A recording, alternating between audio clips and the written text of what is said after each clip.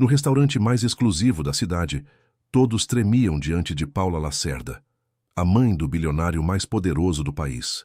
Mas naquela noite, uma simples garçonete faria algo que ninguém havia se atrevido a fazer em décadas: olhá-la nos olhos e dizer a verdade. O som da taça de cristal se estilhaçando contra o piso de mármore fez com que as 50 pessoas no restaurante parassem de respirar. Mas não foi o barulho que congelou o tempo. Foi o que veio depois. O silêncio mortal de Paula Lacerda, se levantando da cadeira com aqueles olhos cinzas que haviam destruído impérios empresariais, agora cravados em mim. Eu tinha 3 segundos para decidir se queria conservar meu emprego ou minha dignidade. Escolhi a dignidade. Senhora Lacerda, disse eu, e minha voz soou mais firme do que minhas mãos trêmulas sugeriam. Apanhe você mesma a sua taça. O restaurante A Pedra Negra nunca havia conhecido um silêncio tão absoluto. Nem mesmo o tinido dos talheres se ouvia. 60 olhos me miravam, como se eu acabasse de assinar minha sentença de morte. Porque nesta cidade, contradizer Paula Lacerda não era um erro. Era a ruína profissional. Deixem-me voltar 3 horas, ao momento em que minha vida ainda tinha sentido. Eram 6 da tarde quando cheguei ao restaurante puxando meu uniforme bordô, que já mostrava sinais de muitas lavagens. O gerente Nogueira me interceptou na entrada de serviço com aquele olhar que significava problema. Keila, mesa 12, você a atende. Meu estômago se contraiu. A mesa 12 era a única do restaurante que tinha seu próprio lustre de cristal e vista direta para o jardim privativo. Era reservada para apenas uma pessoa. Ela, sussurrei. Nogueira assentiu, o bigode tremendo levemente. Paula Lacerda chegou há 10 minutos com o filho Tiago e já fez chorar 2 garçonetes. Ele se aproximou baixando a voz. Keila, preciso que você seja invisível. Sirva, sorria e, pelo amor de Deus, não a olhe diretamente nos olhos. A última garçonete que o fez. Bom, digamos que agora trabalha limpando banheiros na rodoviária Tietê. Assenti, embora algo no meu peito já estivesse se apertando. Eu tinha 6 meses trabalhando no A Pedra Negra, 6 meses evitando exatamente essa situação. Mas o universo tem um senso de humor cruel. Quando me aproximei da mesa 12, a primeira coisa que vi foi suas costas. Paula Lacerda tinha 63 anos, mas sua postura era de aço. Cabelo prateado preso num coque perfeito, terninho preto de Empório Armani, que provavelmente custava mais que meu aluguel do ano inteiro. E aquelas mãos, Deus, aquelas mãos com anéis de diamante que brilhavam como advertências. À sua direita, o filho Tiago, 35 anos, herdeiro do Grupo Lacerda, com um olhar que reconheci imediatamente. Vergonha contida. Já tinha visto isso antes em outros filhos de famílias poderosas. Aquela expressão de quem sabe que a mãe é um monstro, mas está assustado ou acomodado demais para fazer qualquer coisa a respeito. Boa noite, disse eu com minha melhor voz profissional, colocando os cardápios sobre a mesa. Bem-vindos ao A Pedra Negra. Meu nome é Keila e serei sua... A água está morna, interrompeu Paula sem nem me olhar. Sua voz era fria, precisa, como um bisturi. Será que neste restaurante não sabem que a água deve ser servida a 4 graus? Olhei para o copo. Podia ver as gotinhas de condensação no cristal. A água estava perfeitamente gelada. Desculpe, senhora. Trarei outra. E o garfo? Ela ergueu o talher com 2 dedos como se fosse algo contaminado. Tem uma mancha microscópica. Vocês não verificam isso? Tiago se mexeu desconfortável na cadeira. Mãe, por favor. Silêncio, Tiago. A palavra saiu como um chicote. Não pedi sua opinião. Ela se voltou para mim e pela primeira vez me olhou. Realmente me olhou. Seus olhos cinzas percorreram meu uniforme gasto, meu cabelo preso num rabo de cavalo simples, meus sapatos velhos que eu havia engraxado 3 vezes naquela manhã, tentando deixá-los apresentáveis. E em seu olhar vi algo pior que o desprezo. Vi o nada, como se eu fosse tão insignificante que nem mesmo merecia sua indiferença. Traga tudo novo, ordenou. Água, talheres, pratos, tudo.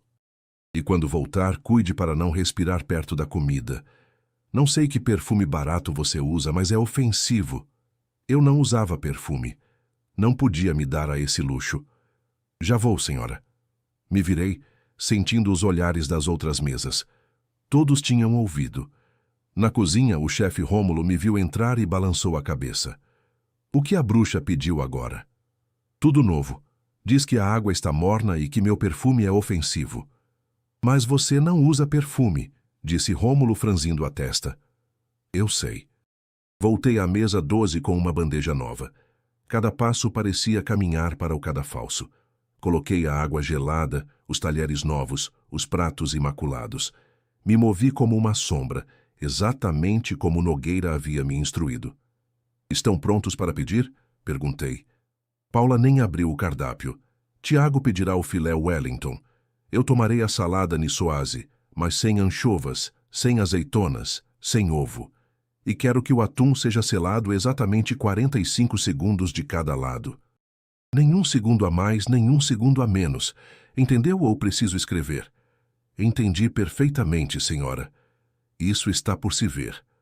Os 40 minutos seguintes foram uma aula magistral em humilhação sistemática. Cada vez que me aproximava da mesa, Paula encontrava algo novo para criticar.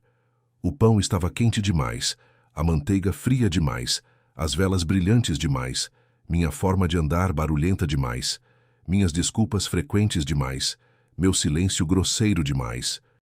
Tiago não disse uma palavra em minha defesa. Apenas olhava para o prato cortando a carne em quadradinhos perfeitos, mastigando em silêncio, enquanto sua mãe destruía minha dignidade peça por peça. Mas o que realmente me partiu não foi nada disso. Foi quando trouxe a salada. Eu a havia verificado 3 vezes na cozinha. O chefe Rômulo, pessoalmente, havia cronometrado o selamento do atum, exatamente 45 segundos de cada lado. A apresentação era perfeita.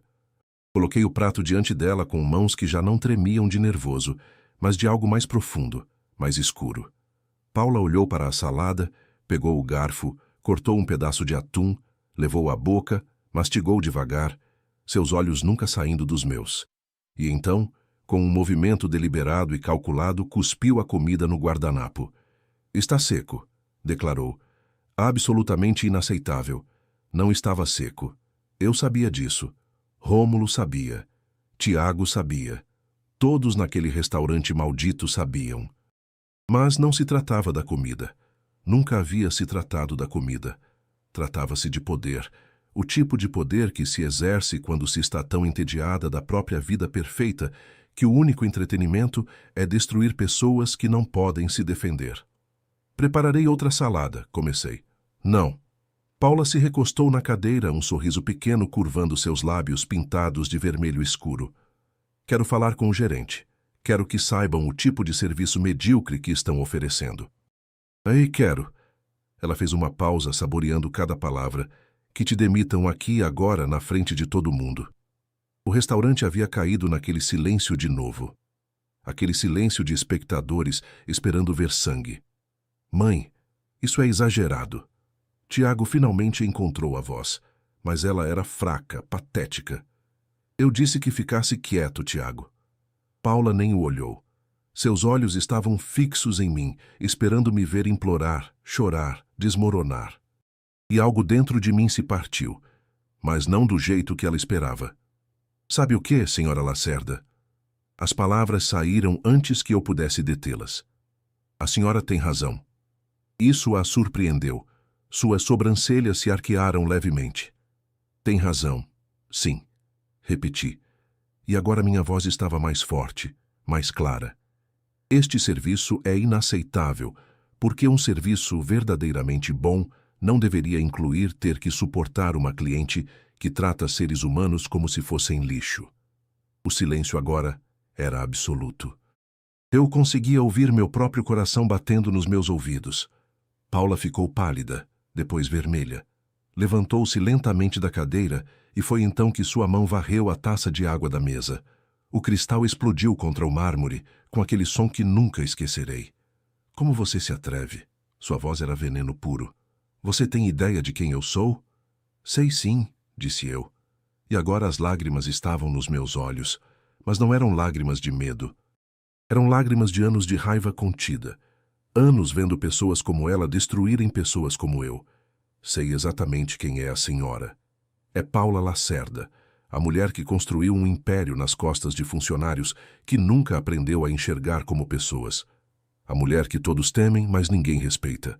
A mulher que criou um filho tão aterrorizado dela que nem consegue defender o que é certo quando o vê. Tiago havia se levantado. Seu rosto era uma máscara de choque. Keila. A voz de Nogueira vinha de algum lugar atrás de mim, tingida de pânico. Mas eu não conseguia parar. As comportas tinham se aberto.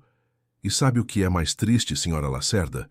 A senhora tem todo o dinheiro do mundo, todo o poder, todas as oportunidades que alguém poderia desejar. E mesmo assim, a única coisa que sabe fazer com tudo isso é fazer as pessoas que têm o azar de cruzar o seu caminho se sentirem pequenas. Paula me olhava como se eu fosse algum tipo de inseto que acabara de falar.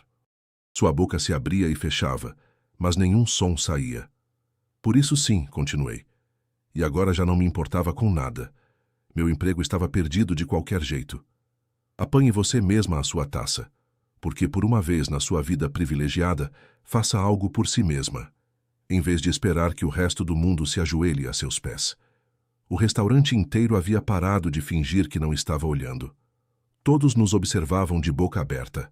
Até os outros garçons tinham saído da cozinha. E então algo extraordinário aconteceu. Uma mulher na mesa 5 começou a aplaudir. Depois outra pessoa na mesa 8. Em seguida um homem de negócios na mesa 3. Em questão de segundos o restaurante inteiro aplaudia. Não era um aplauso educado. Era um aplauso de libertação. De cada pessoa que alguma vez havia sido humilhada por alguém com dinheiro e poder, de cada funcionário que havia precisado morder a língua, de cada ser humano que havia sonhado em dizer exatamente o que eu acabara de dizer. Paula Lacerda, pela primeira vez no que provavelmente eram décadas, ficou completamente sem palavras. Mas enquanto o aplauso continuava, vi algo que me gelou o sangue. Tiago Lacerda me olhava e em seus olhos não havia raiva. Havia algo mais perturbador. Havia lágrimas. Meu pai, disse ele em voz baixa. Mas no silêncio posterior ao aplauso, todos ouviram. Meu pai morreu há 6 meses. Sabe quais foram suas últimas palavras? Ele se voltou para a mãe. Ele disse, Tiago, não deixe sua mãe se tornar o monstro que temo que ela já é. Paula deu um passo atrás, como se tivesse levado um soco. Cheguei tarde, pai, continuou Tiago, e agora as lágrimas corriam livremente pelo rosto. Cheguei 35 anos tarde, mas esta mulher, esta garçonete que você nem conhece, teve a coragem que eu nunca tive. Ele sacou a carteira e colocou várias notas sobre a mesa. Dinheiro suficiente para pagar a conta 10 vezes. Vamos, mãe. Mas Paula não se movia. Ela me olhava com uma expressão que eu não conseguia decifrar. Não era raiva, não era humilhação. Era algo mais complexo. Algo quase como reconhecimento. Como você se chama? Perguntou ela por fim, a voz mal passando de um sussurro. Keila Oliveira. Ela assentiu lentamente, como se estivesse memorizando o nome. Depois, sem mais uma palavra, virou-se e caminhou para a saída. Tiago a seguiu, mas antes de sair parou ao meu lado. Obrigado, murmurou, pelo que eu deveria ter feito há anos. E então foram embora. O restaurante explodiu em conversas. Nogueira se aproximou de mim, o rosto uma mistura de admiração e terror absoluto. Keila, isso foi a coisa mais corajosa e mais estúpida que já vi na minha vida. Eu sei, disse eu.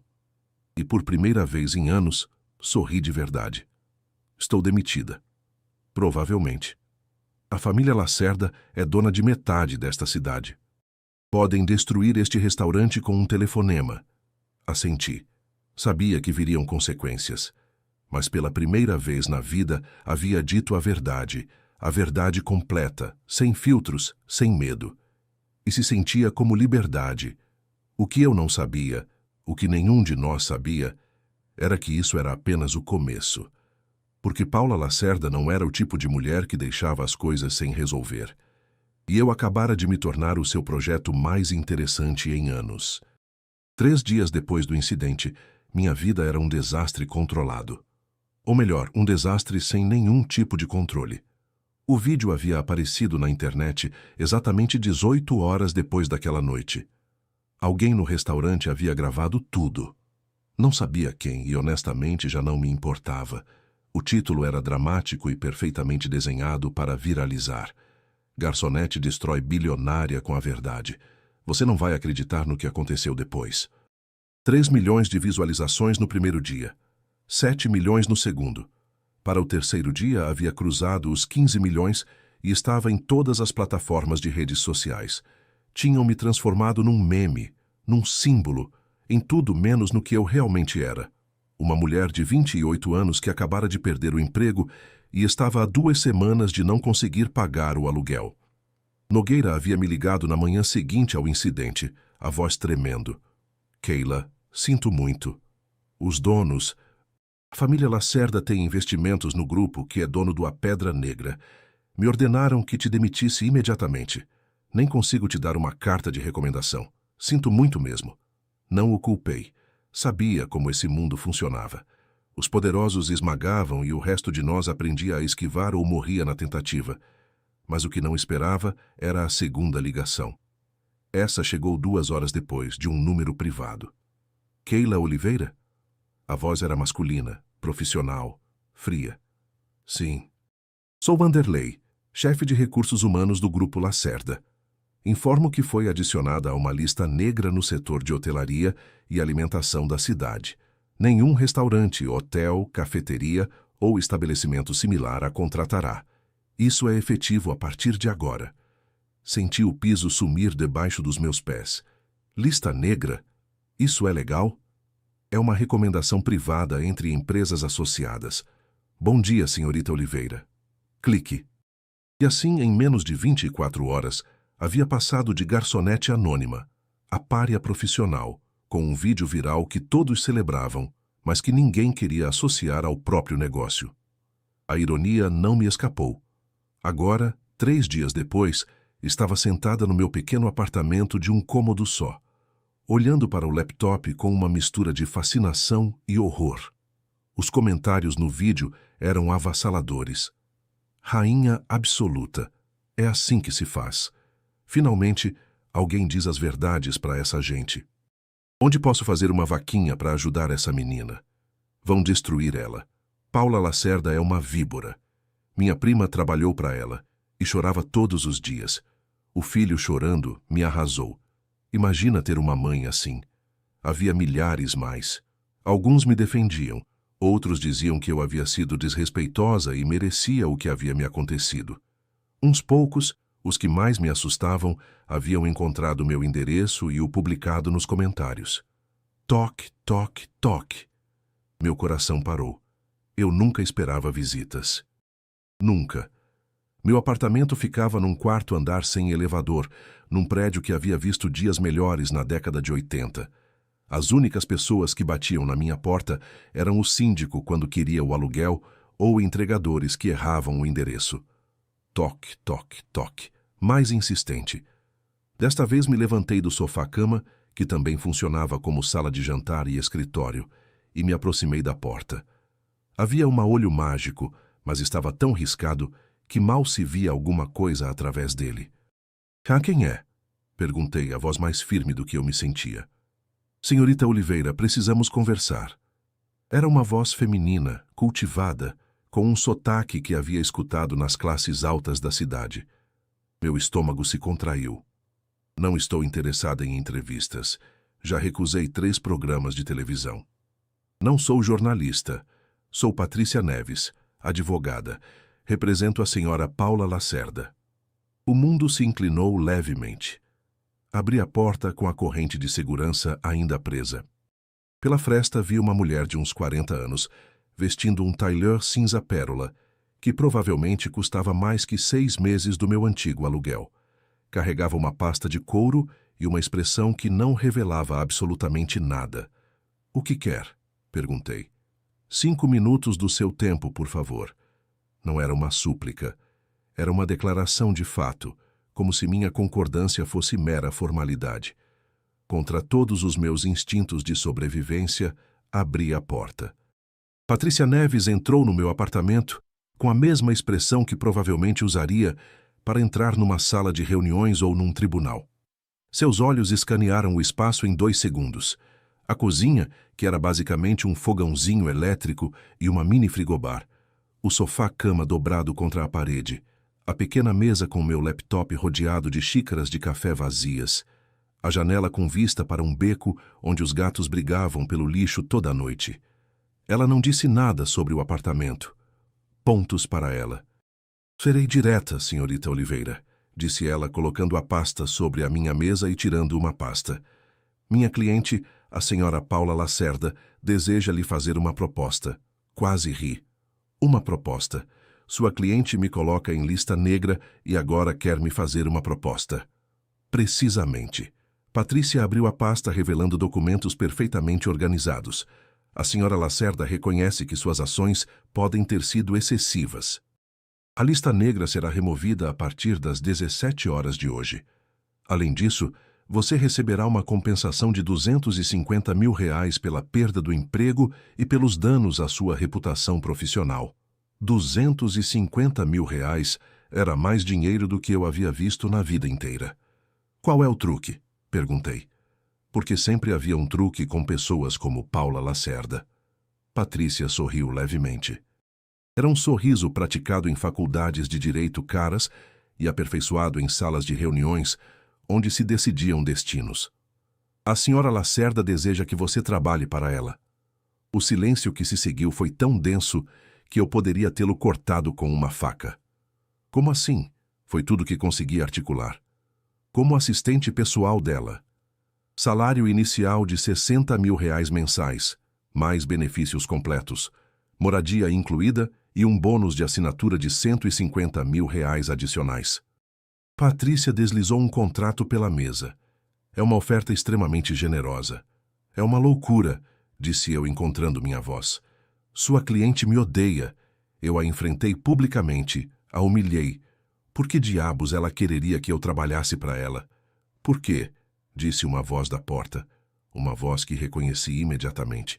Porque você é a primeira pessoa em 30 anos a me dizer a verdade. Me virei tão rápido que quase perdi o equilíbrio.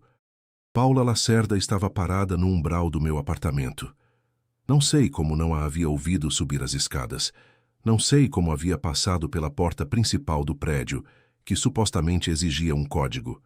Não sei de nada, exceto que de repente a mulher mais poderosa da cidade estava no meu pequeníssimo apartamento, me olhando com aqueles olhos cinzas que haviam assombrado meus pesadelos durante 3 noites. Mas havia algo diferente nela. Algo que não havia visto no restaurante. Ela parecia cansada. As linhas ao redor dos olhos estavam mais pronunciadas. Sua maquiagem perfeita não conseguia esconder completamente as olheiras, e sua postura, ainda ereta, carregava um peso invisível sobre os ombros. Senhora Lacerda, disse eu, e odiei que minha voz saísse trêmula. Keila, meu nome soou estranho em seus lábios. Posso ir embora se quiser. Patrícia pode resolver os detalhes, mas vim pessoalmente, porque você precisava ver que isso não é uma armadilha. Não é uma armadilha, repeti. Encontrando algo do meu coragem anterior. A senhora destruiu minha carreira em menos de 24 horas, me tornou intocável em toda a cidade, e agora quer que eu acredite que isso é o quê? Um ato de benevolência? Não, disse Paula. E para minha completa surpresa, ela entrou no apartamento e fechou a porta atrás de si. É puro egoísmo. Isso me fez parar. Ela se aproximou da janela, olhando para o beco. Quando falou de novo, sua voz era diferente, mais suave, quase humana. Esse vídeo teve 15 milhões de visualizações. Eu o assisti 143 vezes. Ela se virou para me olhar. Sabe quantas pessoas na minha vida me falaram assim? Com essa honestidade brutal, essa verdade sem filtros? Nenhuma. Até você. Ela tirou as luvas de couro devagar, num gesto que parecia mais vulnerável do que deveria ser. Meu marido morreu há 6 meses. Celso. Ficamos casados por 40 anos. E em seu leito de morte, sabe o que ele me disse? Não respondi. Não sabia se devia. Disse que eu havia me perdido.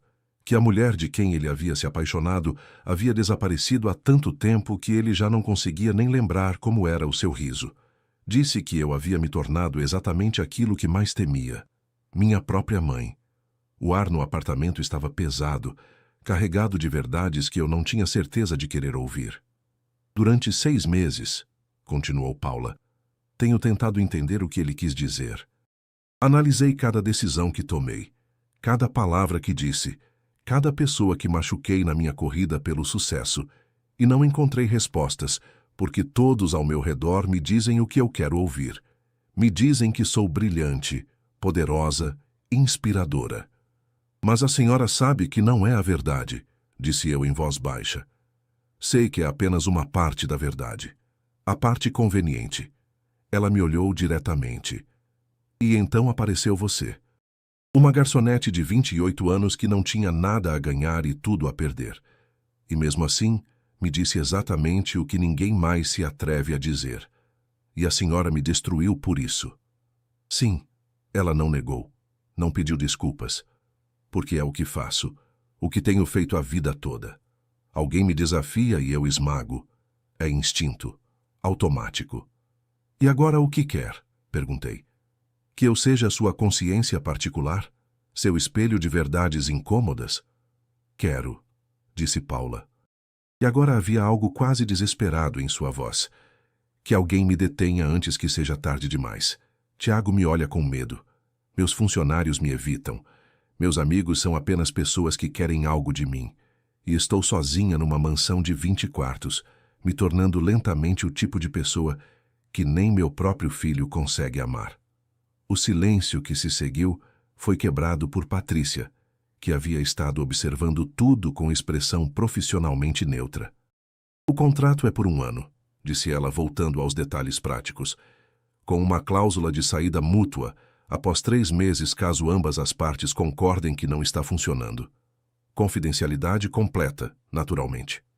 Olhei o contrato. Os números dançavam diante dos meus olhos.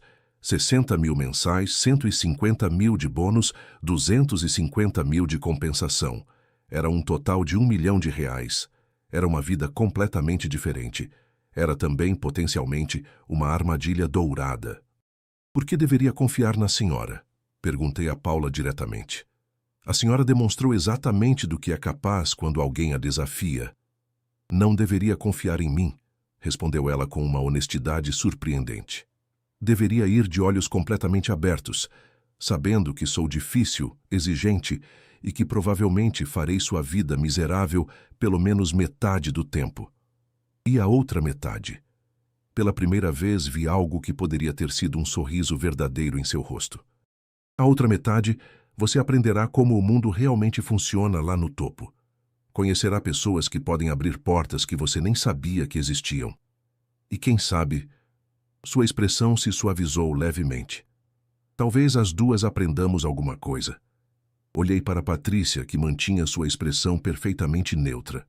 Olhei o contrato com todos aqueles zeros. Olhei meu apartamento minúsculo com o sofá-cama e a vista para o beco. E olhei para Paula Lacerda, essa mulher complexa e partida que havia sido minha vilã pessoal 3 dias atrás. Preciso de 24 horas para pensar, disse eu por fim. Claro. Patrícia fechou a pasta com um clique satisfeito.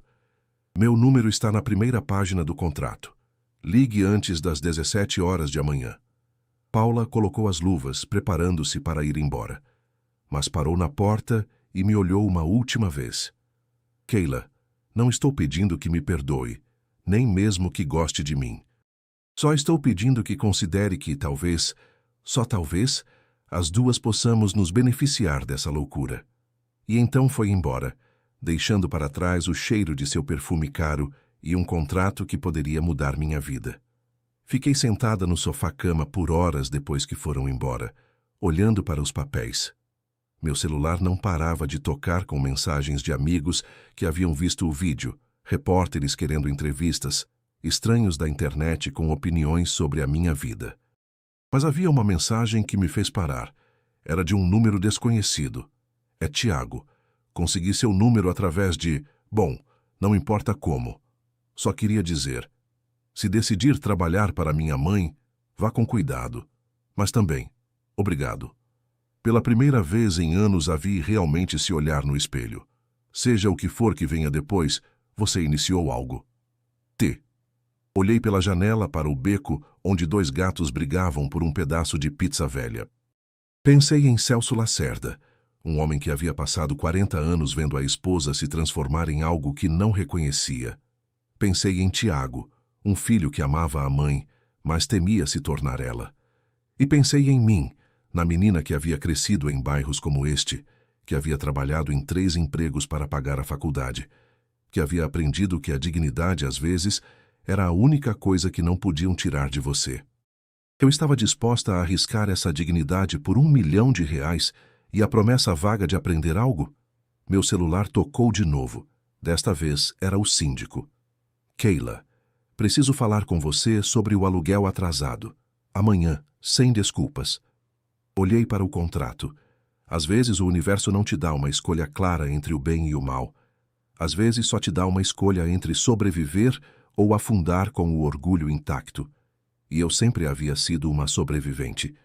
A mansão Lacerda não era uma casa. Era uma declaração de guerra contra a humildade.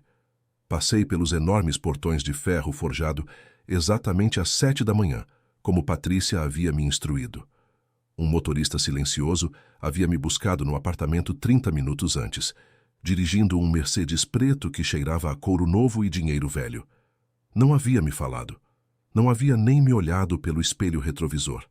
Aparentemente, esse era o tom que eu deveria esperar. O caminho de entrada serpenteava por jardins que pareciam retirados de uma revista europeia.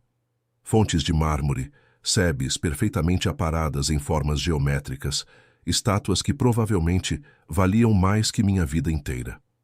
E no final de tudo isso, a mansão. 3 andares de arquitetura neoclássica com colunas brancas, varandas de ferro forjado e janelas suficientes para que o sol nunca encontrasse um canto escuro onde se esconder. Senhorita Oliveira. Uma mulher apareceu na porta principal antes que eu pudesse tocar a campainha.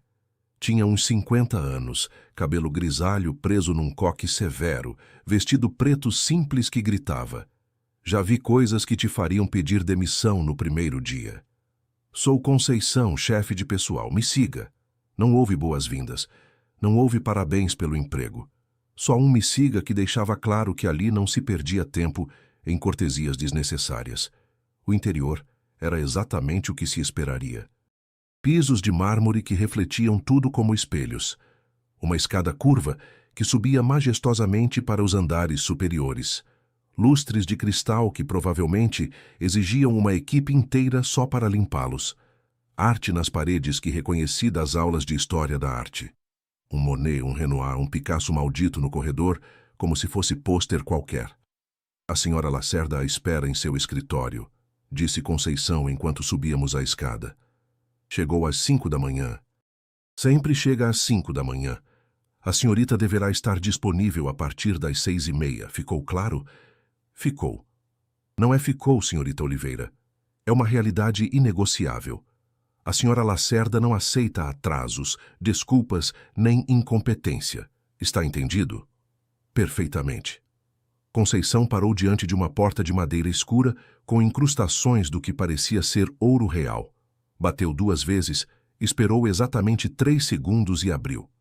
"Senhora Lacerda, a senhorita Oliveira chegou." O escritório tinha o tamanho do meu antigo apartamento, multiplicado por 4.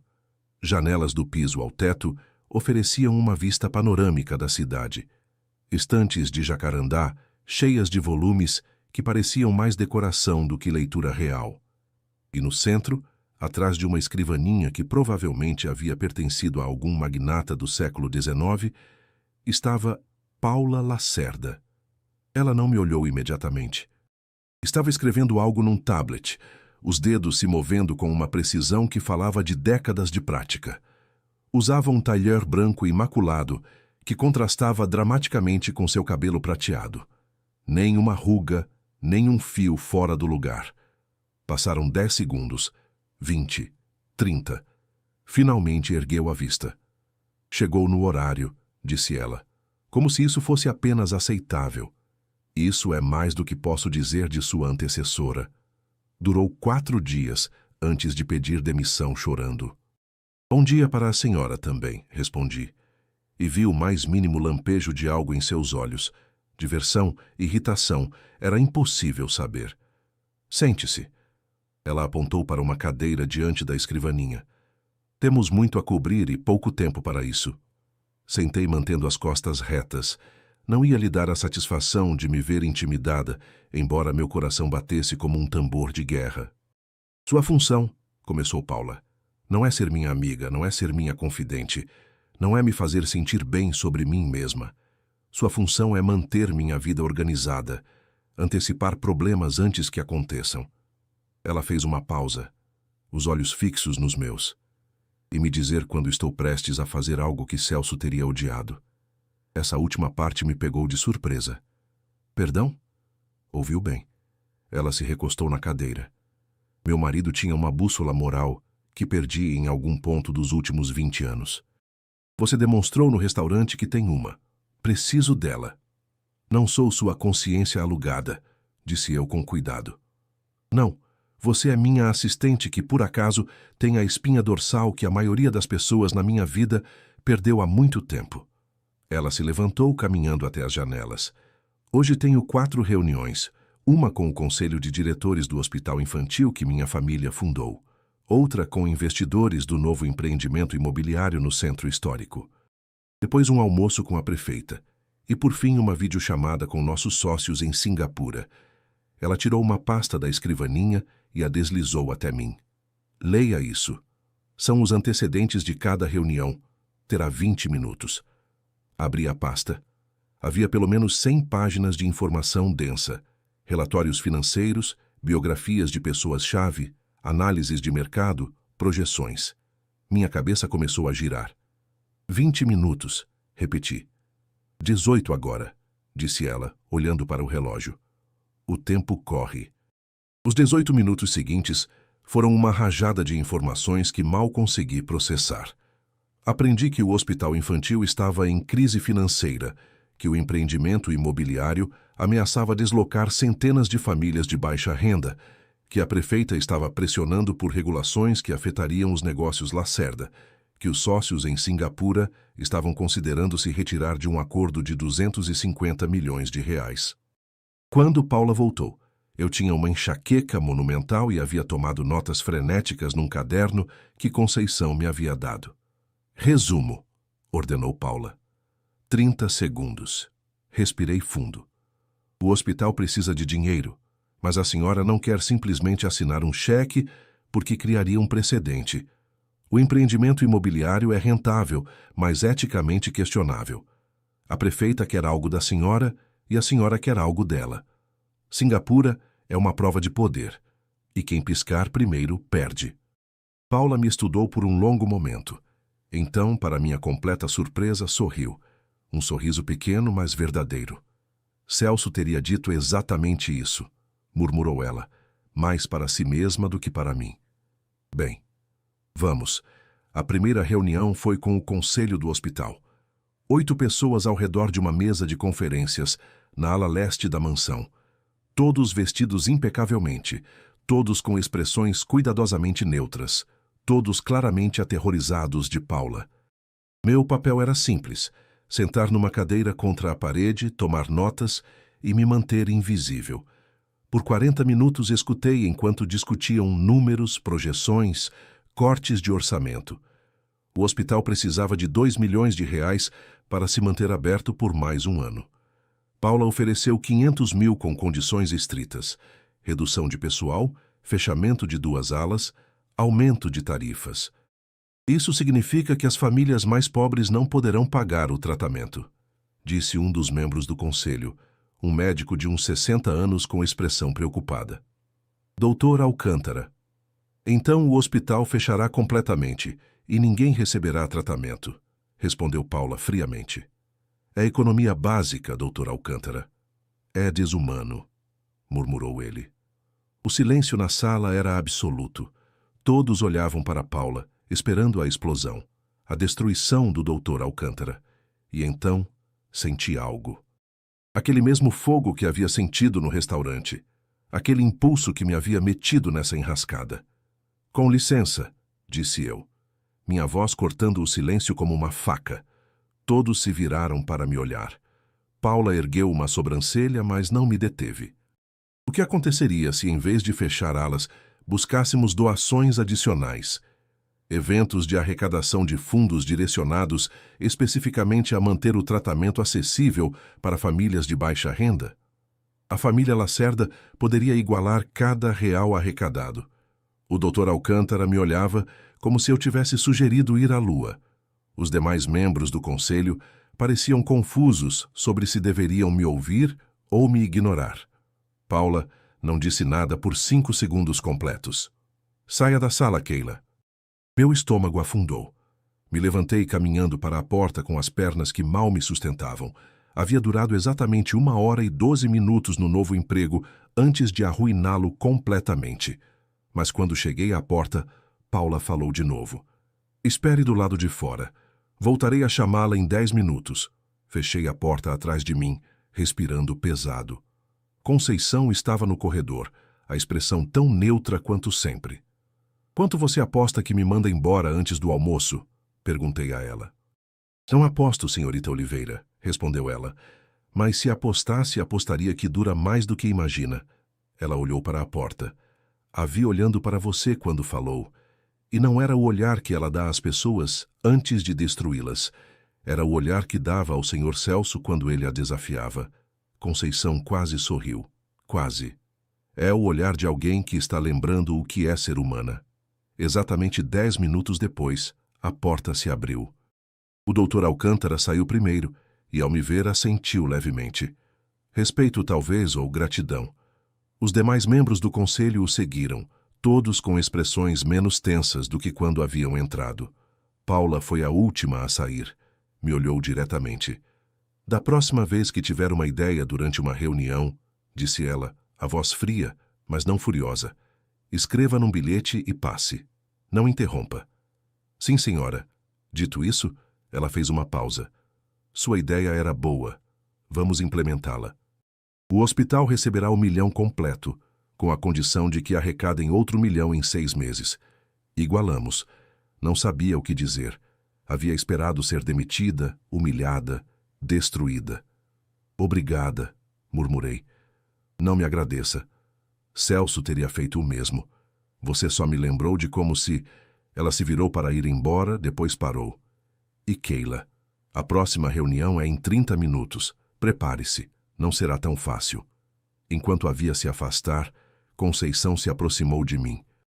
Bem-vinda à mansão Lacerda, senhorita Oliveira, disse ela, com o mais leve toque de calor na voz. Acho que pode sobreviver aqui, afinal. A segunda semana na mansão Lacerda me ensinou que o inferno tem muitas faces, e todas elas carregavam o rosto da minha chefe. Havia começado a acreditar, em algum cantinho ingênuo da minha mente, que talvez Paula Lacerda realmente quisesse mudar. Que o momento no restaurante havia sido um ponto de inflexão. Que as palavras do marido morto haviam plantado uma semente de transformação. Que idiota fui. Era uma terça à tarde quando tudo desmoronou. Eu estava no escritório de Paula, revisando a correspondência do dia, quando ouvi os gritos. Não um grito singular. Uma voz feminina atravessando as paredes da mansão como uma faca. Preciso vê-la. Preciso ver essa mulher agora. Me levantei de um pulo, o coração já acelerado. Conceição apareceu na porta, o rosto habitualmente sereno, agora tenso, com algo que parecia medo. Senhorita Oliveira, a senhora Lacerda precisa que você... Mas ela não terminou a frase porque a porta do saguão principal se abriu de golpe e uma mulher irrompeu no escritório como um furacão humano. Tinha uns 40 anos, cabelo escuro despentinado, olhos inchados de chorar, vestindo roupas que alguma vez haviam sido elegantes, mas que agora estavam amassadas, como se ela tivesse dormido com elas por dias. Na mão direita, segurava um envelope manila. A mão esquerda tremia. Fernanda... A voz de Paula saiu fria como o Ártico lá de sua escrivaninha. Ela não havia se movido, nem mesmo havia levantado os olhos do computador. Você não tem hora marcada. Hora marcada. A mulher, Fernanda, riu.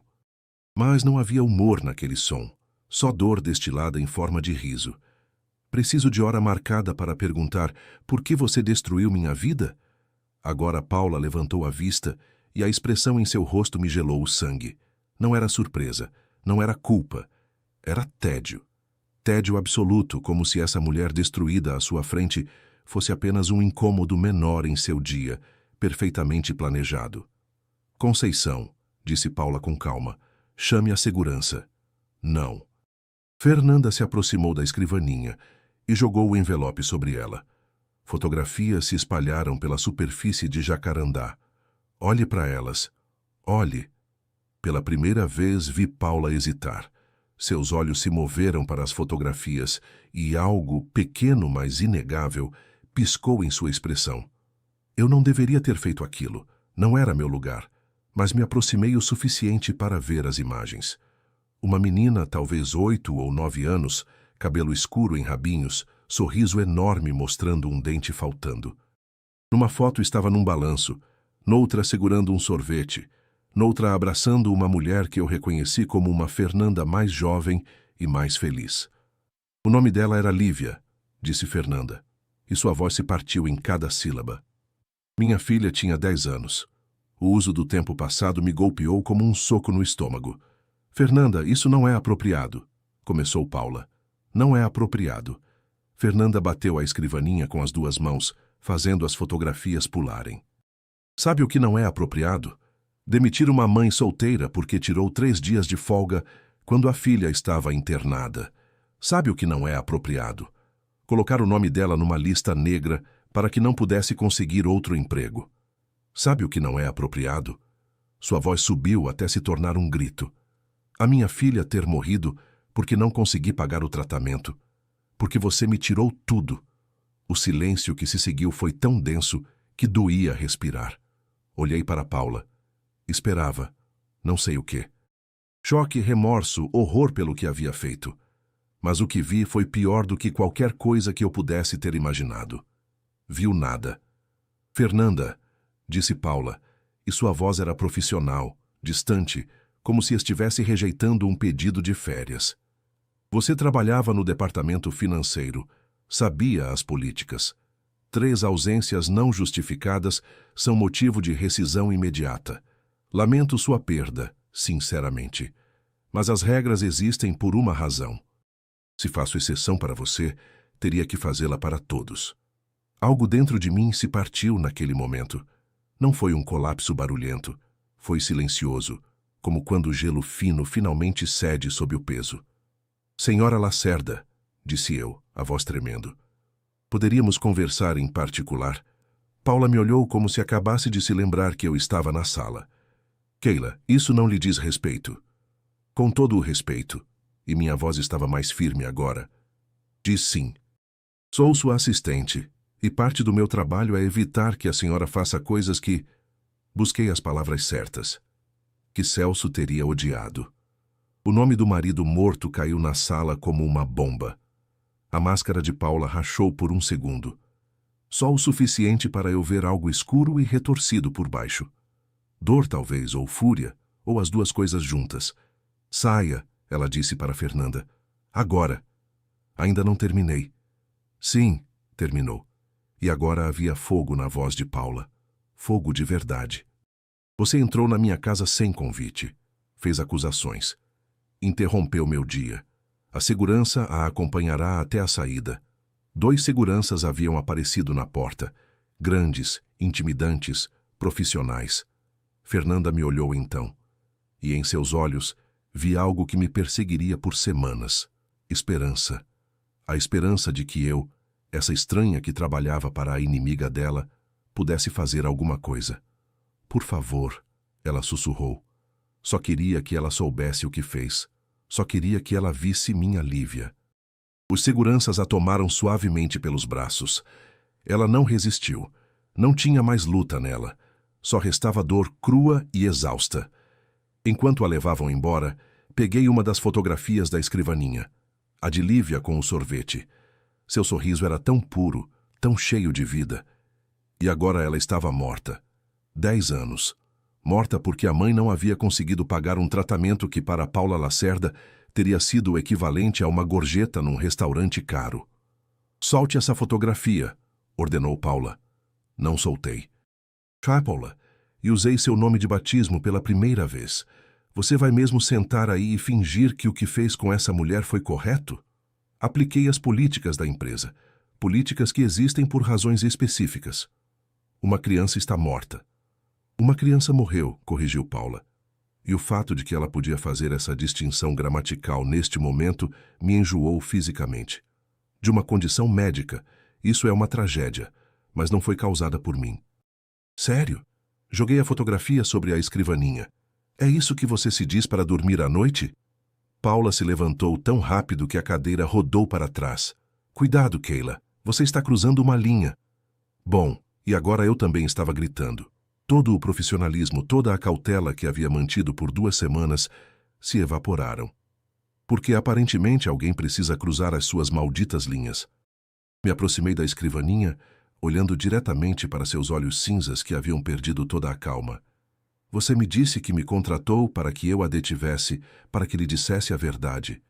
Pois aqui está a sua verdade. Você é exatamente o monstro que seu marido temia. Não está mudando, não está aprendendo nada. Ainda é a mesma mulher que destrói vidas sem piscar, porque as políticas são mais importantes do que as pessoas. As regras são mais importantes do que a compaixão. Seu maldito orgulho é mais importante do que a vida de uma criança. Chega. Não. E agora as lágrimas corriam pelo meu rosto, mas não me importava. Sabe de uma coisa? Estava começando a acreditar que havia algo salvável em você. Que o discurso sobre Celso, sobre querer mudar, sobre precisar que alguém te detivesse, que tudo isso era real. Mas não é. Você é só uma mulher solitária que quer se sentir bem consigo mesma, sem realmente fazer o trabalho de ser melhor. O silêncio que se seguiu foi absoluto. Até Conceição, que havia ficado na porta durante tudo isso, parecia ter parado de respirar. Paula me olhava com uma expressão que não conseguia ler. Não era fúria, não era vergonha. Era algo mais profundo, mais escuro. Quando finalmente falou, sua voz estava perigosamente baixa. Terminou? Sim, disse eu, limpando as lágrimas. Terminei com esse discurso, com esse emprego, com essa farsa de que você realmente quer mudar. Bem, Paula caminhou até as janelas me dando as costas. Então pode ir embora. Recolha suas coisas e se retire esta noite. Eu deveria ter me sentido vitoriosa. Deveria ter sentido que havia feito a coisa certa. Mas tudo o que senti foi vazio. Me dirigi à porta, mas a voz de Paula me deteve. Keila. Me virei. Ela continuava de costas para mim, olhando para a cidade através da janela. Essa menina, disse ela, e pela primeira vez sua voz tremeu. Só levemente. Mal perceptível. O nome dela era Lívia Rocha. Sofria de uma doença rara. Precisava de um procedimento médico avançado que custava R$800.000. A mãe dela trabalhou para mim por 8 anos. Era boa no que fazia. Eficiente. Nunca pediu nada. Ela se virou para me olhar, e o que vi em seu rosto me fez recuar um passo. Não era a máscara de gelo, não era o tédio profissional, era dor. Dor crua e sem filtros. E eu a demiti porque as regras diziam que devia. Porque havia construído um império sobre regras e estrutura e nunca fazer exceções. Porque se começasse a ver meus funcionários como pessoas, como seres humanos com vidas e famílias e tragédias, sua voz se partiu. Então teria que admitir que tenho construído meu império sobre as costas quebradas de pessoas, exatamente como Fernanda. Ela se sentou pesadamente na cadeira, de repente parecendo muito mais velha que seus 63 anos. Lívia morreu há 3 anos.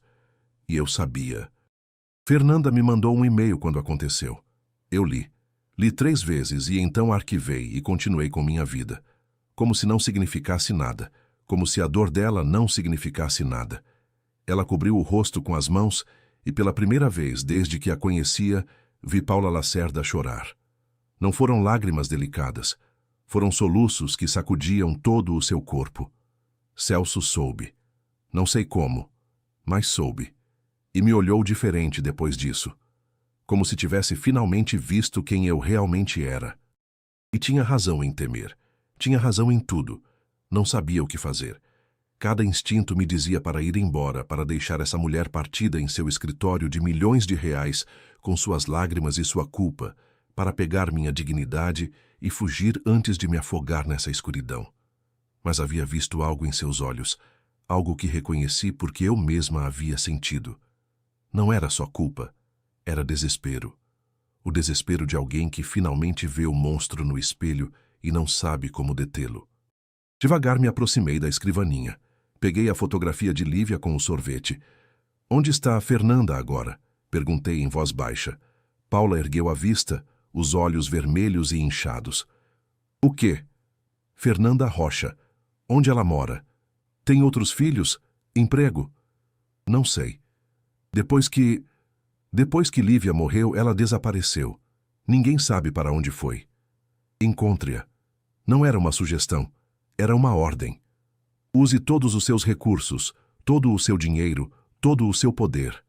Encontre-a, Paula. Não posso devolver a filha dela. Não, interrompi. Não pode. Mas pode reconhecer o que fez.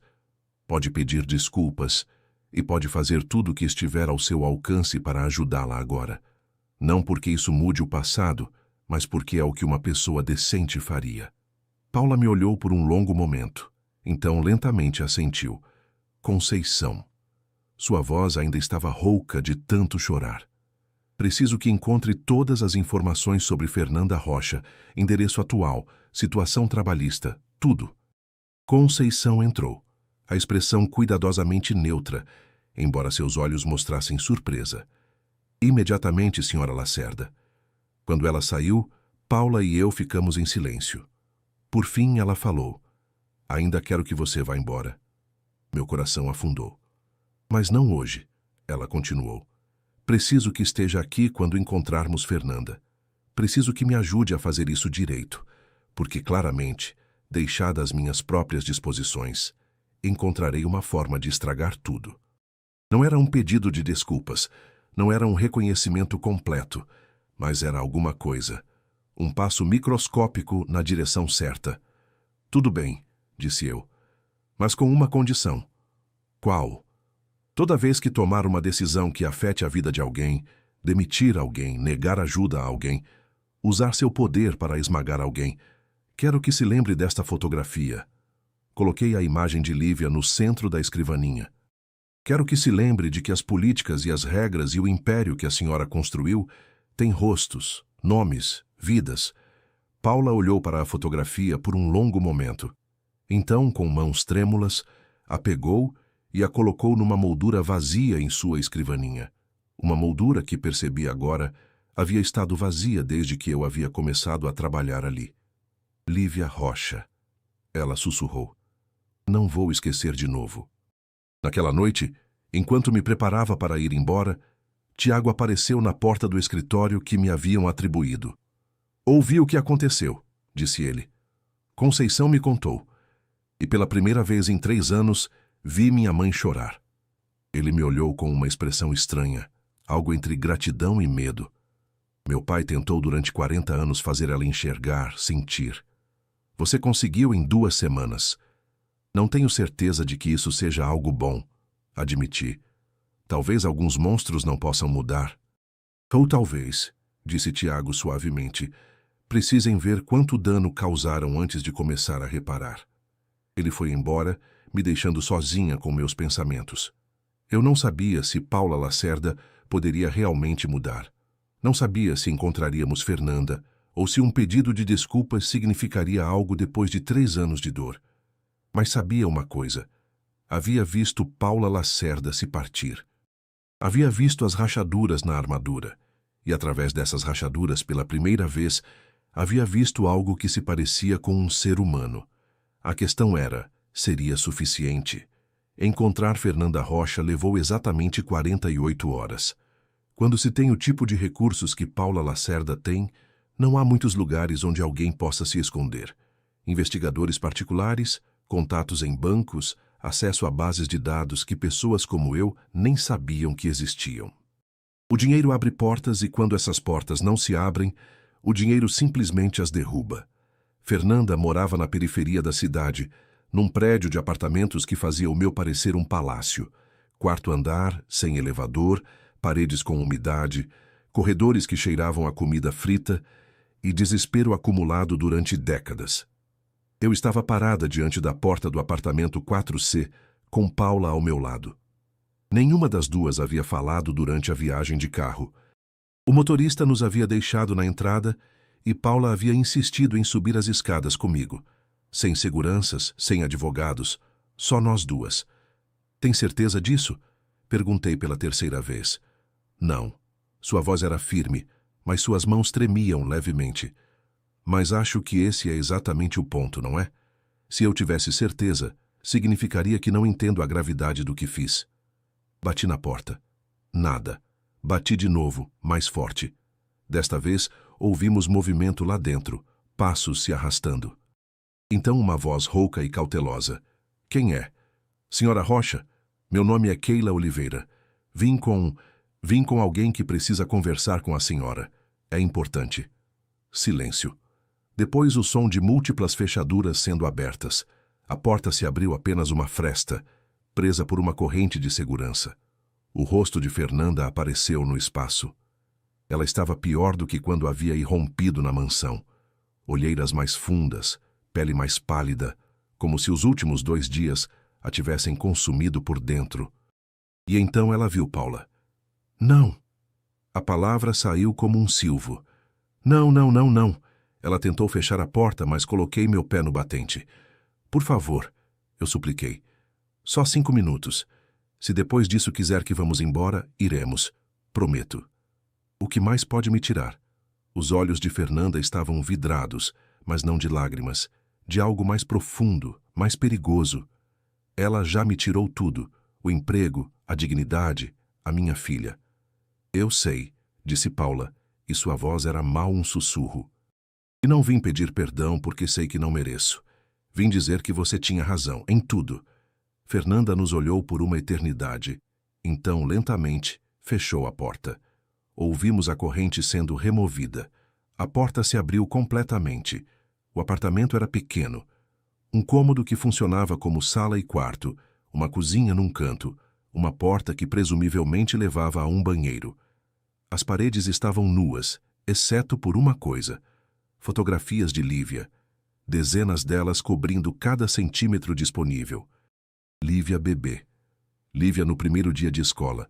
Lívia apagando velas de aniversário.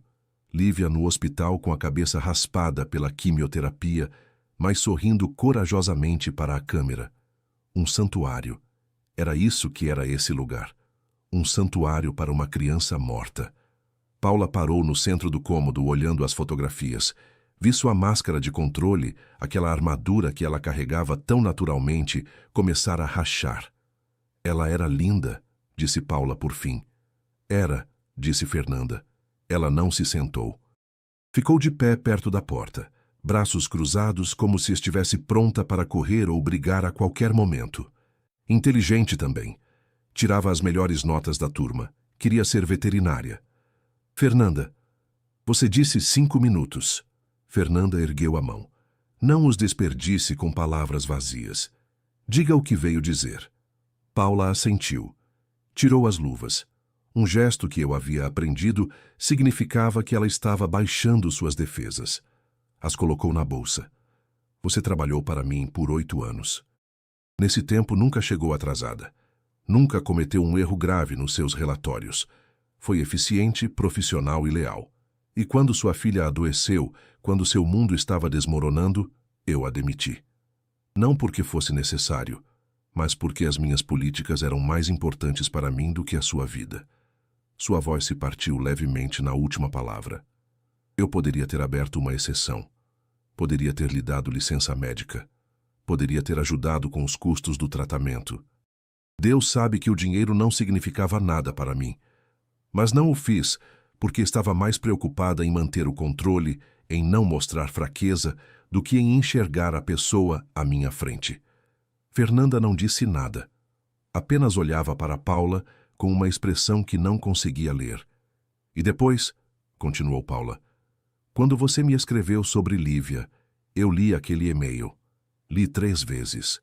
E então o arquivei e continuei com minha vida como se não significasse nada. Como se a sua dor não significasse nada. Agora as lágrimas corriam pelo rosto de Paula. Ela não as limpou, deixou-as cair livremente. Não posso devolver sua filha. Não posso devolver esses 3 anos. Não posso mudar o tipo de pessoa que era. Mas posso dizer isso, você tinha razão. Sou responsável. Não diretamente, não legalmente, mas moralmente. Sou responsável, e isso me perseguirá todos os dias pelo resto da minha vida. O silêncio no apartamento era absoluto. Ouvia o trânsito lá embaixo, o pingar de uma torneira em algum lugar, minha própria respiração. Então Fernanda falou, e sua voz estava carregada de anos de dor. Sabe o que é pior? Não é ter sido demitida. Não é nem a lista negra que fez com que nenhum lugar me contratasse. O pior é que, quando Lívia me perguntava por que não conseguíamos pagar o tratamento, eu precisava mentir para ela. Precisava dizer que ficaria tudo bem quando sabia que não ficaria. E nos últimos dias dela, quando estava naquele hospital público horrível, ela me olhou e disse... Fernanda se limpou os olhos com raiva. Mãe, tá tudo bem. Não é culpa sua. Ela soluçou. Mas era culpa minha. Era culpa minha por não ter sido forte o suficiente para lutar mais. Por ter aceitado sua decisão. Por não ter feito mais barulho. Não ter exigido justiça. E agora, você vem aqui com suas lágrimas e suas desculpas. E o que é que se supõe que eu faça com isso? Nada, disse Paula simplesmente. Não vim esperando o seu perdão. Vim porque você precisava ouvir isso de mim. Que você tinha razão. Que não está louca. Que sua filha morreu porque eu valorei as regras mais do que as vidas. Ela tirou um envelope da bolsa. Grosso. Isso não é suborno. Não é compensação. É... não sei o que é. Uma tentativa patética de fazer alguma coisa. Qualquer coisa. Ela o colocou sobre a pequena mesa. É suficiente para viver bem durante anos, para voltar a estudar se quiser, para recomeçar. Fernanda olhou para o envelope como se fosse veneno. Acha que seu dinheiro conserta alguma coisa? Não, respondeu Paula imediatamente. Sei que não. Mas é tudo o que tenho a oferecer. O que você tinha a oferecer, disse Fernanda, a voz tremendo, era compaixão, humanidade. E me negou isso quando mais precisei. Tem razão. Para de dizer isso. Fernanda finalmente explodiu. Para de concordar comigo. Brigue, se justifique. Seja o monstro que eu preciso que você seja para poder te odiar com clareza. Mas Paula apenas balançou a cabeça. Não vou fazer isso, porque você já carregou dor suficiente. Não vou somar o peso do meu ego também. Fernanda desmoronou então. Literalmente se desfez, caindo de joelhos, soluços sacudindo todo o seu corpo. E para minha completa surpresa, Paula se ajoelhou ao lado dela. Não a tocou, não tentou consolá-la. Ficou ali, de joelhos no piso daquele apartamento miserável, chorando junto com essa mulher cuja vida havia destruído. Fiquei paralisada perto da porta, me sentindo intrusa naquele momento de dor compartilhada. Não sei quanto tempo passou. 5 minutos, 10, uma eternidade comprimida em instantes. Por fim, Fernanda falou, a voz rouca. Quero que você faça algo por mim. Qualquer coisa, disse Paula imediatamente. Quero que crie um fundo em nome de Lívia, para famílias que não conseguem pagar tratamentos médicos para os filhos. E quero estar envolvida. Quero aprovar cada solicitação. Quero garantir que nenhuma outra mãe precise escolher entre trabalhar e salvar o filho. Paula ergueu a vista, os olhos vermelhos mais claros. Farei isso. Tenho minha palavra. Sua palavra não significa nada para mim, disse Fernanda com dureza.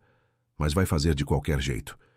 Porque se não fizer, vou a cada jornal, cada canal de televisão, cada plataforma que quiser me ouvir e vou contar essa história. Não precisa me ameaçar, respondeu Paula. Farei porque é o certo. E porque Celso teria querido que eu fizesse. Ela hesitou. E talvez, se fizer coisas suficientes que ele aprovaria, um dia consiga me olhar no espelho sem me odiar. Fernanda, por fim, pegou o envelope, abriu. Vi seus olhos se arregalarem ao ver o valor. É R$1 milhão, disse Paula. Para você. O Instituto Lívia Rocha será adicional. 10 milhões inicialmente, mais a cada ano. Por quê? Sussurrou Fernanda. Porque nada disso deveria ter acontecido. E embora não possa mudar o passado, posso garantir que o futuro será diferente. Fomos embora pouco depois. Fernanda não nos acompanhou até a porta. Ficou sentada no piso do apartamento, segurando o envelope e olhando para as fotografias da filha. No carro de volta, nenhuma das duas falou durante os primeiros 10 minutos. Então Paula quebrou o silêncio. Obrigada. Por quê? Perguntei. Por me obrigar a fazer isso. Por não me deixar escapar. Por ser exatamente o que eu precisava, mesmo não querendo. Valeu a pena? Perguntei. Está se sentindo melhor? Não. Sua resposta foi imediata. Estou me sentindo pior. Porque agora é real. Antes era só algo que eu havia arquivado na mente. Agora é uma pessoa real, com uma dor real que eu causei. E preciso viver com isso. Bem, disse eu suavemente. Porque esse é o começo da mudança. Não sentir-se melhor, sentir mais. Paula me olhou com algo que poderia ter sido respeito ou talvez gratidão. Era difícil saber. Celso costumava dizer algo parecido, murmurou ela. Dizia que eu havia construído muros tão altos para me proteger da dor, que também havia me bloqueado da alegria. Que eu havia escolhido sentir menos em vez de sentir mais. Ela olhou pela janela para a cidade que praticamente possuía. E agora sinto demais. E é aterrorizante. Naquela noite, enquanto trabalhava no meu escritório, Tiago apareceu na porta. Mamãe me contou sobre Fernanda, disse ele, sobre o instituto, e pela primeira vez na vida estou orgulhoso dela. Seus olhos brilhavam. É estranho estar orgulhoso de alguém por finalmente fazer o que deveria ter feito desde o início. Acho que é humano, disse eu. Ele se sentou na cadeira em frente à minha mesa, parecendo mais jovem que seus 35 anos. Keila, você realmente acredita que ela pode mudar? Ou estamos apenas assistindo a um momento de culpa que vai passar? Era a pergunta que eu mesma havia me feito desde que saímos do apartamento de Fernanda. Honestamente, não sei, disse eu. Mas sei isso. Sua mãe teve a opção de fazer o caminho mais fácil. Mandar dinheiro por advogados, manter distância, proteger o ego. E, em vez disso, escolheu se ajoelhar no piso de um apartamento miserável e admitir seus erros. Isso conta para alguma coisa. Tiago assentiu lentamente. Meu pai teria concordado com você. Depois que ele foi embora, fiquei sozinha com meus pensamentos. Pensei em Lívia, uma menina que nunca havia conhecido, mas que agora viveria numa moldura na escrivaninha de Paula. Pensei em Fernanda, carregando uma dor que nenhum valor de dinheiro poderia curar. Pensei em Paula, finalmente aprendendo a sentir depois de décadas de entorpecimento. E pensei em mim, em como havia chegado até aqui, em se estava fazendo alguma diferença real. Meu celular vibrou, uma mensagem de um número desconhecido. Obrigada por trazer ela, por obrigá-la a ver. Não perdoo, mas talvez um dia consiga. Fernanda. Era suficiente. Por hora era suficiente. 3 semanas depois do encontro com Fernanda, a vida na mansão Lacerda havia encontrado um ritmo estranho. Não era paz, não era harmonia.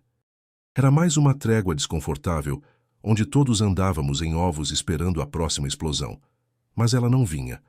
Paula havia mudado sutilmente, mas inegavelmente. Dizia por favor e obrigada aos funcionários. Perguntava sobre as famílias deles. Havia implementado um programa de licenças médicas remuneradas em todas as suas empresas. O Instituto Lívia Rocha havia sido anunciado oficialmente, com uma coletiva de imprensa onde Paula, com Fernanda ao lado, havia falado abertamente sobre seu erro e seu compromisso de remediá-lo. A mídia a estava chamando de a bilionária com coração. As redes sociais celebravam sua transformação inspiradora. Os pedidos de entrevista chegavam às dezenas, e eu deveria estar feliz, deveria me sentir vitoriosa, mas algo me roiava por dentro. Talvez fosse fácil demais. Talvez as pessoas não mudassem tão rápido.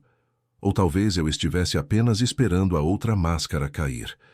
Era uma sexta à tarde, quando tudo desmoronou. Eu estava no meu escritório revisando solicitações para o instituto quando ouvi o grito. Não de dor, de fúria absoluta. Como você se atreve? A voz de Paula atravessou as paredes como um míssil. Larguei os papéis e corri até o escritório dela. Conceição já estava lá, junto com Tiago e 3 executivos que pareciam querer sumir no chão. No centro de tudo estava um homem de uns 30 anos, terno amassado, rosto pálido, tremendo visivelmente. Senhora Lacerda, eu só nada. Paula estava de pé atrás da escrivaninha, as mãos apoiadas na superfície, inclinando-se para a frente como um predador. Perdeu 15 milhões de reais por um erro de cálculo básico. Um erro que um estudante de primeiro ano não cometeria. Foi um problema com o software. Não me interessa se foi o software, sua incompetência ou uma intervenção divina. O resultado é o mesmo, 15 milhões. Reconheci aquela voz. Aquele tom era a mesma voz que havia usado comigo no restaurante. Fria, cruel, desenhada para destruir. O homem, Rogério, segundo o crachá, tinha lágrimas nos olhos. Por favor, senhora Lacerda, tenho 2 filhos. Minha esposa está grávida. Não posso perder este emprego. Deveria ter pensado nisso antes de ser tão descuida. Paula. Minha voz saiu mais forte do que eu pretendia. Todos se voltaram para mim. Os executivos, com alívio. Tiago, com algo que parecia esperança desesperada. Conceição, com advertência nos olhos. E Paula. Paula me olhou com aqueles olhos cinzas que haviam voltado a toda a sua frieza habitual. Keila, isso não lhe diz respeito. Diz sim. Caminhei até o centro do escritório. Porque há 3 semanas você se ajoelhou no piso de um apartamento e prometeu que seria diferente. Lembra? Isso é diferente. Isso são negócios. É, né? Me aproximei mais. Porque sou exatamente como quando você falava antes. Quando demitiu Fernanda. Quando destruiu minha carreira. Quando fez 2 garçonetes chorarem antes de me conhecer. Um músculo se tensou na mandíbula de Paula. Este homem cometeu um erro que custou milhões. E é um erro. Olhei para Rogério. É a primeira vez que comete um erro assim? Sim, ele respondeu rapidamente. Estou na empresa há 5 anos. Meu histórico é impecável. Foi um problema no software de projeções que ninguém detectou a tempo. Chega. Paula ergueu uma mão. Keila, saia deste escritório. Agora. Não. O silêncio que se seguiu foi tão denso que doía respirar. Perdão? A voz de Paula estava perigosamente baixa. Disse não. Você me contratou especificamente para isso, para te deter quando estivesse prestes a fazer algo que Celso teria odiado. Pois aqui estou, te detendo. Tiago se aproximou então, colocando-se ao meu lado. Sua voz tremia, mas ele falou. Keila tem razão, mãe. Isso é exatamente o que você sempre fazia. O que papai odiava. Paula se voltou para o filho e algo perigoso brilhou em seus olhos. Você não tem direito de falar sobre o que seu pai odiava. Tenho sim. E agora havia lágrimas nos olhos de Tiago. Fiquei com ele todos os dias nos últimos 6 meses. Sabe o que ele me disse 2 semanas antes de morrer? Ninguém se moveu. Ninguém respirou. Disse, Tiago, sua mãe era a mulher mais compassiva que conheci quando nos casamos. Mas o poder a mudou, o sucesso a mudou. E tive tanto medo de perdê-la que nunca a detive. Esse é meu maior arrependimento. Uma lágrima rolou pela bochecha de Tiago. Ele me fez prometer algo. Me fez prometer que não cometeria o mesmo erro, que não deixaria o medo me paralisar enquanto você se tornava algo irreconhecível. Tiago. A voz de Paula havia suavizado, mas ele não parou. Tenho pesadelos a vida inteira, mãe. Pesadelos onde me torno você. Onde trato as pessoas como objetos descartáveis, onde valorizo o dinheiro e o poder acima da humanidade básica. E cada vez que acordo desses pesadelos, prometo a mim mesmo que serei diferente. Ele se limpou as lágrimas com raiva. Mas sabe o que é mais aterrorizante?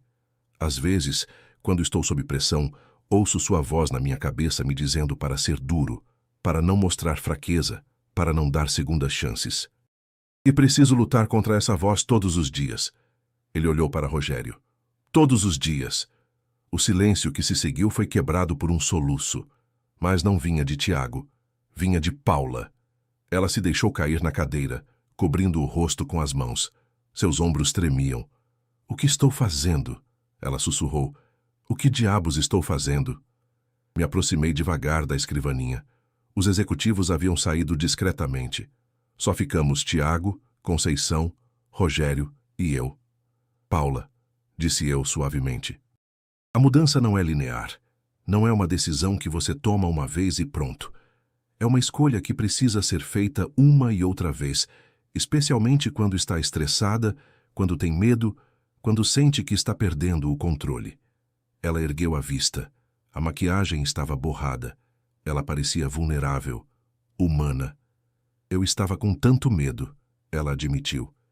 15 milhões é responsabilidade, é confiança quebrada. E meu primeiro instinto foi destruir, porque é o que sei fazer. Ela se voltou para Rogério, que continuava parado perto da porta, paralisado. "Rogério, quantos anos você está aqui?" 5 anos, senhora." "E nesses 5 anos, quantas vezes superou as expectativas?" "Muitas, acho. Minhas avaliações sempre foram excelentes." Paula assentiu lentamente. Tirou a fotografia emoldurada de Lívia da escrivaninha. A olhou por um longo momento. 5 anos de excelência não deveriam ser apagados por um erro, especialmente um causado por falha de software. Ela respirou fundo. "Não está demitido, Rogério, mas trabalhará com a equipe de TI para garantir que esse problema não volte a acontecer. E fará um curso de verificação de sistemas. A empresa pagará por isso." Rogério parecia à beira de desmaiar de alívio. "Obrigado, senhora.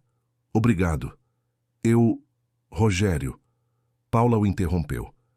"Sinto muito pela forma como falei com você. Por ter sido rude. Não foi profissional e não foi justo. Espero que possa me perdoar." Agora Rogério chorava abertamente. Assentiu repetidamente enquanto saía do escritório. Quando a porta se fechou, Paula olhou para Tiago. Seu pai tinha razão. Em tudo. Ela fez uma pausa. "E você? Você merece uma mãe que não seja a protagonista dos seus pesadelos." Tiago cruzou o escritório e, para surpresa de todos, abraçou a mãe. Ela congelou por um momento. Então seus braços foram se enrolando ao redor dele, segurando-o como se fosse o menino pequeno que um dia havia sido. "Sinto muito", murmurou Paula no cabelo dele. "Por todos os anos. Por todas as vezes que fiz você se sentir que não era suficiente. Por ter me tornado a razão dos seus pesadelos." "Você pode ser diferente, mãe", disse Tiago. "Acabou de provar isso.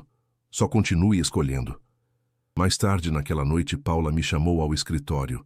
Ela estava sozinha, olhando pela janela para a cidade. "Achei que seria mais fácil", disse ela sem preâmbulo. "Achei que quando decidisse mudar, simplesmente mudaria." "A mudança real é a coisa mais difícil que existe", disse eu. "Porque você está lutando contra décadas de padrões, de instintos, de mecanismos de defesa. Quase estraguei tudo hoje, mas não estragou. Essa é a diferença." Ela se virou para me olhar, e pela primeira vez desde que a havia conhecido, vi algo em seus olhos que nunca havia visto antes. Esperança real. "Acha que Celso estaria orgulhoso?" Pensei no homem que havia passado 40 anos amando essa mulher complicada e partida, que havia visto sua transformação em algo que não reconhecia, que havia morrido esperando que ela encontrasse o caminho de volta.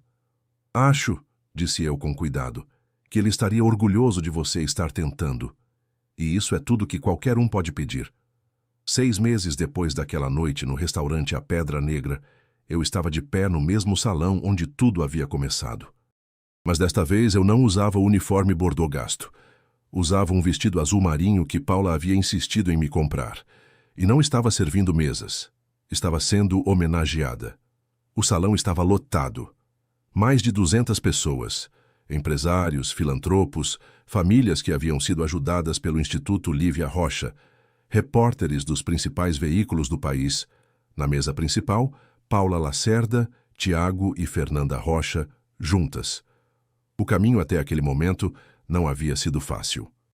Tinham sido 6 meses de passos para frente e ocasionais recuos, de vitórias pequenas e recaídas dolorosas, de Paula aprendendo, realmente aprendendo a enxergar as pessoas em vez de recursos, a sentir em vez de calcular, a ser vulnerável em vez de invencível. Mas havíamos chegado lá.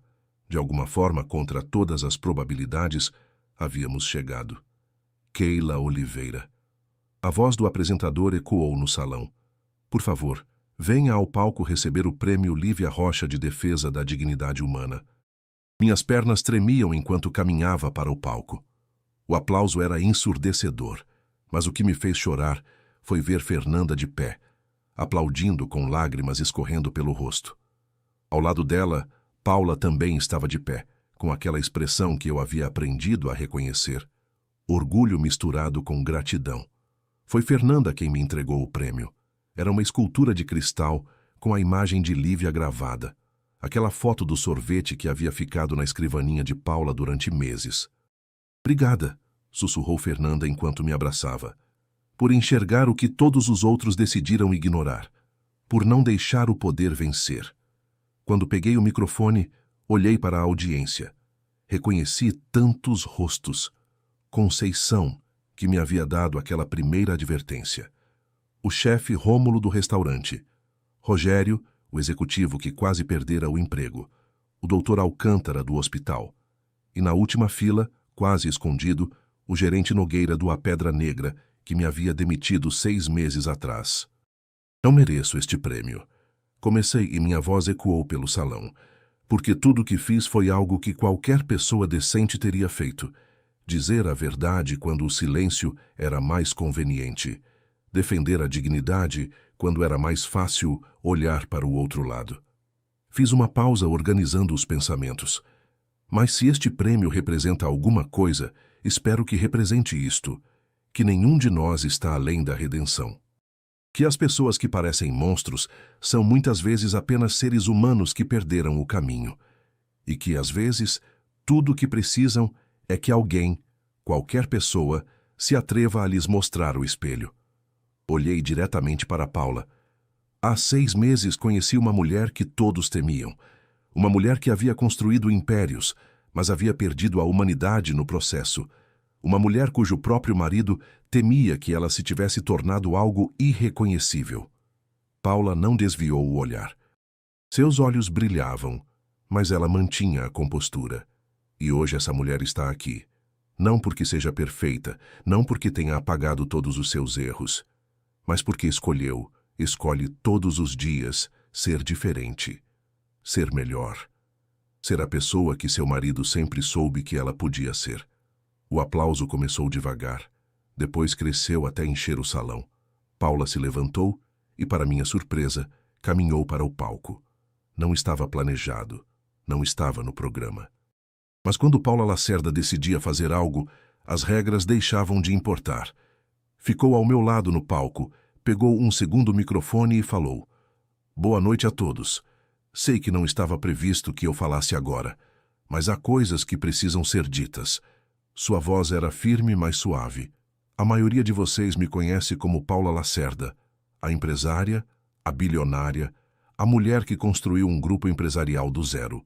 O que muitos não sabem é quanto perdi nesse processo. Ela olhou para Tiago, que lhe sorriu com encorajamento. Perdi meu casamento, embora meu marido nunca me tenha abandonado.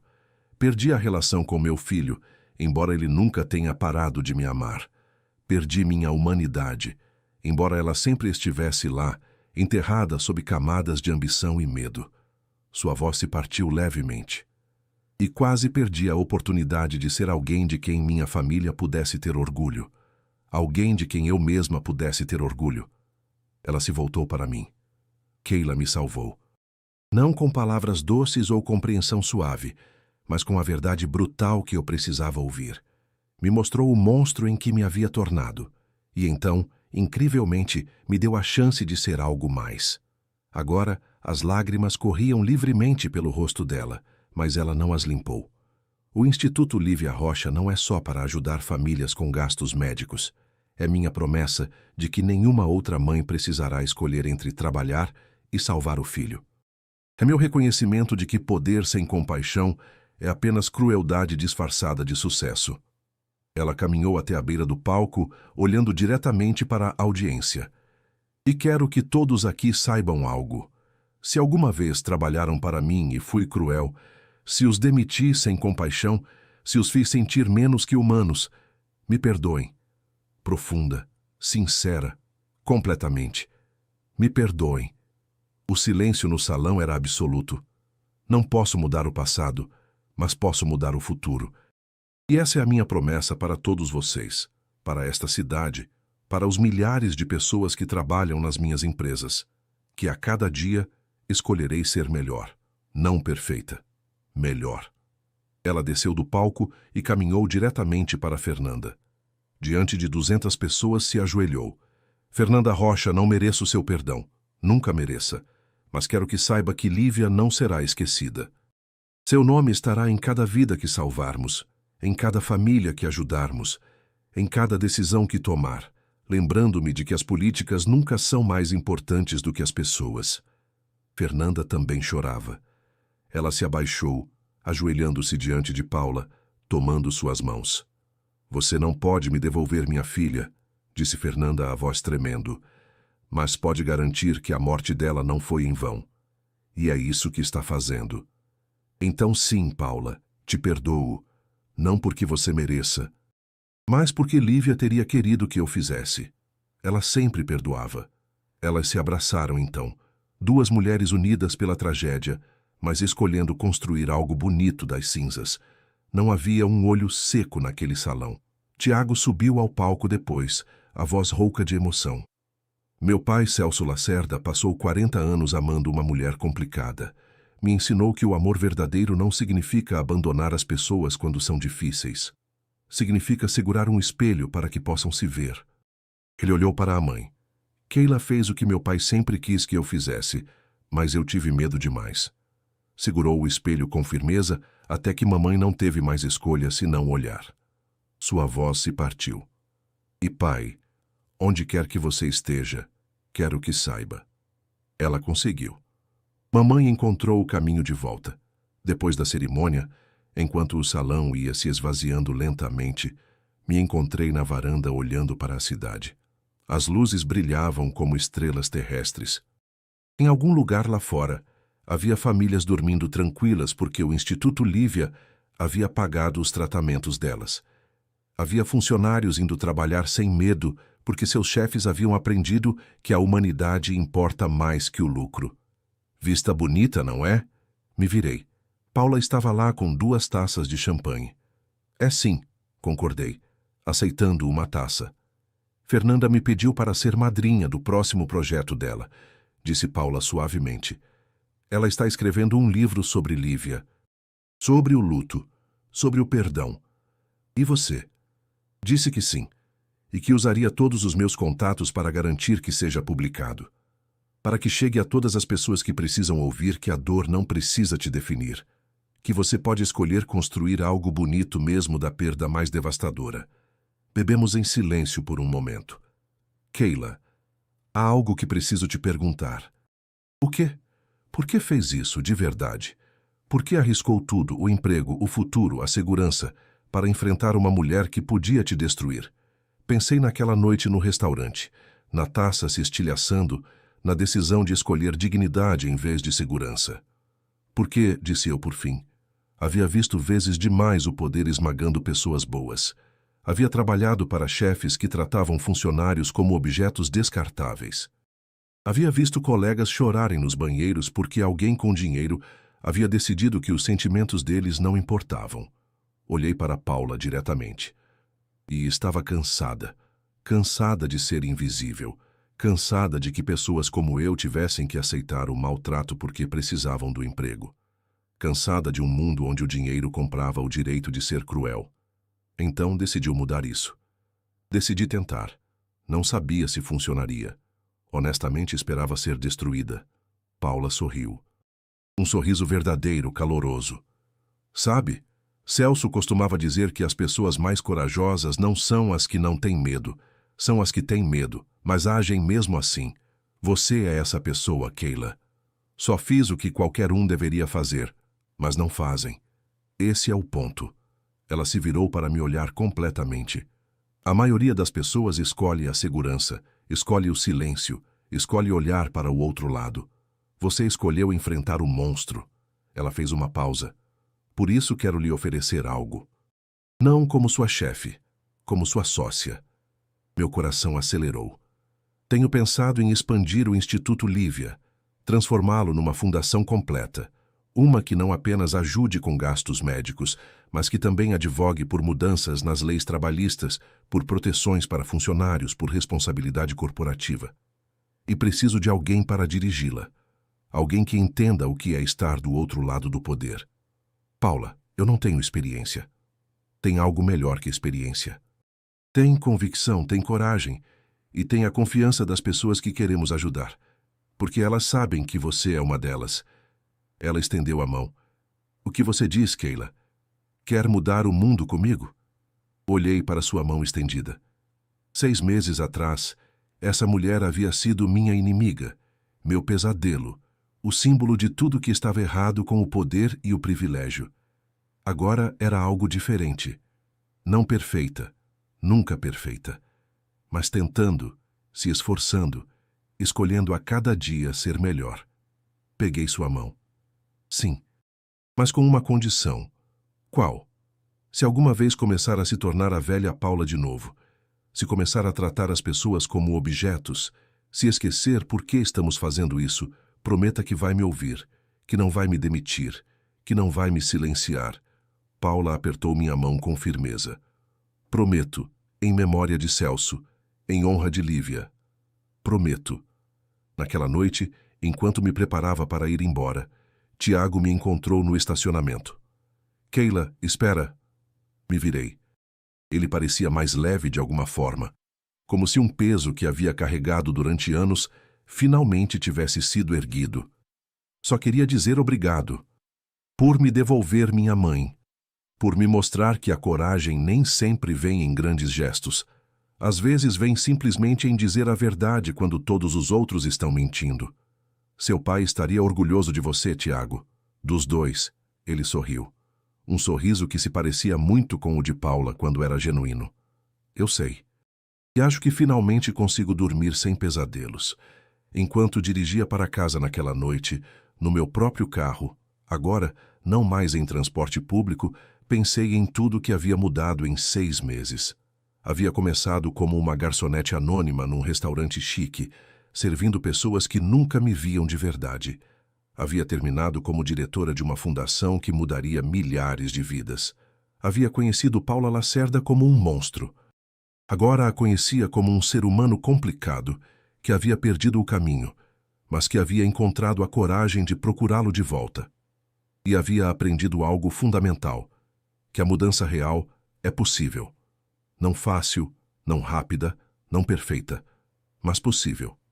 Quando as pessoas estão dispostas a olhar no espelho, a admitir os erros, a escolher uma e outra vez ser melhores. Naquela noite, antes de dormir, recebi uma mensagem de Paula. Celso tinha razão em tudo. Mas especialmente nisto. As pessoas certas chegam no momento exato em que você precisa. Obrigada por ter chegado, Keila. Por ter ficado. Por não ter desistido de mim quando teria sido mais fácil. Obrigada por estar disposta a mudar, respondi simplesmente. Isso é o mais difícil de tudo. E enquanto fechava os olhos, pensei em Lívia Rocha, uma menina que nunca havia conhecido, mas que havia mudado tudo, cujo nome agora significava esperança em vez de tragédia. Cujo sorriso naquela fotografia com o sorvete eu lembraria para sempre. Lembrando-me de que por trás de cada política, cada decisão, cada ação, há vidas reais, pessoas reais que merecem ser vistas, ser valorizadas, ser tratadas com dignidade. E se uma garçonete e uma bilionária puderam aprender essa lição juntas, então talvez, só talvez, o mundo também pudesse. Fim. E você, já passou por uma situação em que precisou escolher entre o silêncio e a verdade? Conta para mim nos comentários de que lugar está me assistindo. Fico feliz por ter você aqui comigo. Se essa história te tocou, deixa o seu like e se inscreve no canal para não perder os próximos vídeos.